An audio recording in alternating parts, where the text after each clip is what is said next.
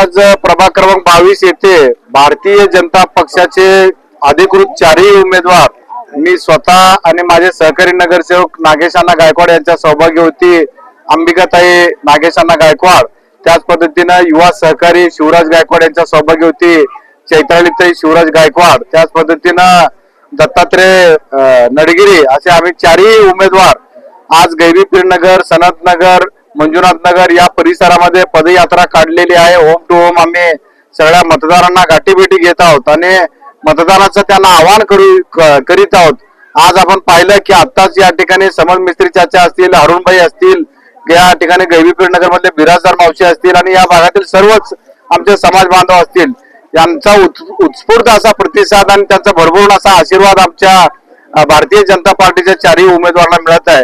हा उमेदवाराला पाठिंबा मिळण्याचा हेतू एकच आहे की 2017 ते 2022 या कालखंडामध्ये मी आणि माझे सहकारी नगरसेवक नागेशांना गायकवाड आम्ही या भागामध्ये जो सर्वांगीण विकास केलेला आहे त्याची जी प्रचिती दिसून येत आहे। त्याच पद्धतीनं 2022 ते 2026 या 4 वर्षाच्या कालखंडामध्ये महानगरपालिकेवर कुणीही नगरसेवक पदावर अस्तित्वात नसताना प्रशासक म्हणून महानगरपालिकेचे आयुक्त कामकाज पाहत आहेत गेली 4 वर्ष झालं, तरी देखील माझ्या प्रभाग 22 मध्ये महायुतीचे आमचे नेते आदरणीय राज्याचे उपमुख्यमंत्री देवेंद्र भाऊ फडणवीस साहेब असतील, राज्याचे दोन्ही उपमुख्यमंत्री असतील, त्याच पद्धतीनं जिल्ह्याचे आपले लाडके पालकमंत्री जयाभाऊ गोरे साहेब असतील, शहर मध्येचे तरुण तडफदार आमदार देवेंद्रदादा कोटे असतील, शहर उत्तरचे आमदार विजयकुमार देशमुख मालक असतील, दक्षिणचे आमदार सुभाष बापू देशमुख असतील, अक्कलकोटचे पाणीदार आमदार सचिनदादा कल्याण शेट्टी असतील आणि भारतीय जनता पार्टी असेल, यांच्या माध्यमातून सोलापूर शहराचा सर्वांगीण विकास गतीने होत आहे। महाराष्ट्र राज्याचा विकास फडणवीस साहेबांच्या नेतृत्वाखाली सुरू आहे, जिल्ह्याचा विकास पालकमंत्री साहेबांच्या नेतृत्वाखाली सुरू आहे, सोलापूर शहराचा विकास शहरातले तिन्ही आमदार यांच्या माध्यमातून सुरू आहे।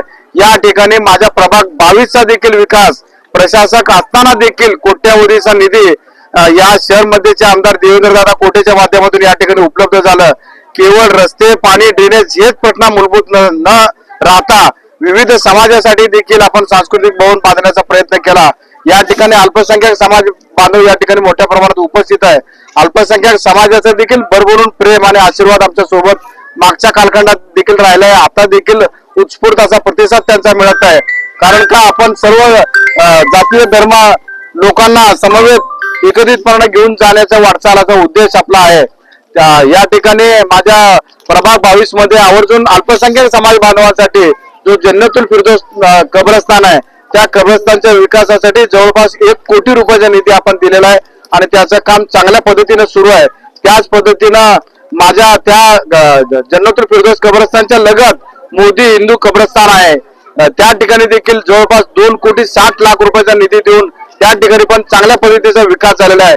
त्याच्या लगतच ख्रिस्ती समाजाची स्मशानभूमी आहे, त्याच्यासाठी देखील 65 लाख रुपयाचा निधी तिथं आपण आणलेला आहे आणि त्याचा देखील विकास चांगल्या पद्धतीने झालेला आहे। या सर्व जातीय धर्माचा सलोख्याचा अभ्यास करून आपण सर्वांनी या पद्धतीने काम करत आलोय। त्याच पद्धतीनं माझ्या प्रभाग 22 मध्ये रेवण सिद्धेश्वर मंदिर हे प्रमुख असं देवस्थान आहे, त्या देवस्थानाचं विकासाचं काम देखील 50 लाख रुपयाचा निधी आदरणीय देवेंद्र फडणवीस साहेब असतील, राज्याचे दोन्ही उपमुख्यमंत्री असतील आणि महायुती सरकार असेल त्यांच्या माध्यमातून हा विकास चांगल्या पद्धतीने सुरू आहे। त्याच पद्धतीनं सय्यद पुकारी बाबा दर्गा या ठिकाणी देखील गेले अनेक वर्ष त्या ठिकाणी रस्त्याचा प्रश्न प्रलंबित होता, तिथे देखील जवळपास 18 लाख रुपयापर्यंतचा निधी उपलब्ध करून रस्त्याचं चांगलं असं भक्तांना येण्या जाण्यासाठी सोय व्हावं असा हेतू मनामध्ये ठेवून त्या ठिकाणी आपण काम केलेलं आहे। अशी अनेक कामं आपल्या मागच्या 9 वर्षाच्या कालखंडामध्ये मी असेल, माझे सहकारी नगरसेवक नागेशांना गायकवाड असतील, हे काम आम्ही केवळ करू शकलो ते महायुतीचे आमचे प्रमुख नेते देवेंद्र फडणवीस साहेब असतील, जिल्ह्याचे पालकमंत्री असतील, शहर मध्येचे आमदार देवेंद्रदादा कोटे असतील, यांच्या माध्यमातून हा विकासाचा गाडा आम्ही पुढे नेत आहे। मी आपल्या माध्यमातून तमाम सोलापूर शहरवासियांना विनंती करू इच्छितो, विशेष करून प्रभाग 22 मधील माझ्या माता भगिनींना विनंती करू इच्छितो, येणाऱ्या 15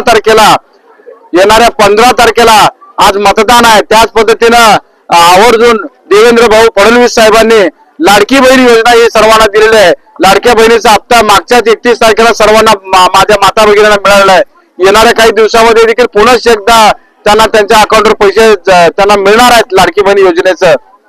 त्यामुळं लाडकी बहिणींनी आदरणीय देवेंद्र भाऊंचा हात बळकट करण्यासाठी आमच्यासारख्या सामान्य कार्यकर्त्याला या ठिकाणी आपण आशीर्वाद द्यावं, जेणेकरून देवेंद्र फडणवीस साहेबांचा हात बळकट होतील आणि आम्हाला महानगरपालिकेमध्ये काम करण्याची संधी मिळेल.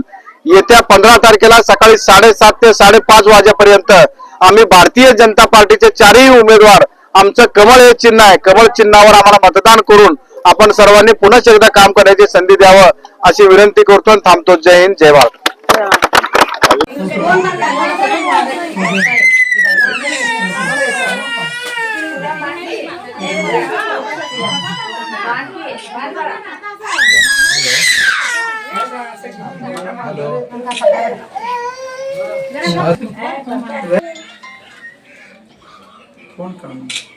एक मिनिट कामाला लागेल कमी करू की तुझ्या ओके करू सगळं तू सांग फक्त ना सगळं व्यवस्थानी झाडू धरून इथनं मारलेलं आहे. नंतर नळ, मग डेरजिंग, मग रोड काही असं सोडलेलं नाही. लाईट बंद पडले तर अर्धा रात्री सांगितलं, अर्धा रात्री लाईट करण्यासारखं इथं आम्हाला सगळं व्यवस्था आहे, कशाचं काही हे नाही.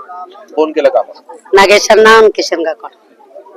आता अजून काय काम राहिले? आता काय काम राहिले तर काही असं काम नाही म्हणून नाही, अजून आहे आमचं काम. आणि त्यांना याच आम्ही वाट बघतो, मग त्यांच्या हिच्यावर आशीर्वाद ठेवतो. अण्णा आलं तर पुढचं काम अण्णा करायचा योजना घेतलेला आहे. विश्वासावर आम्ही त्यांच्या हिच्यावर करतो.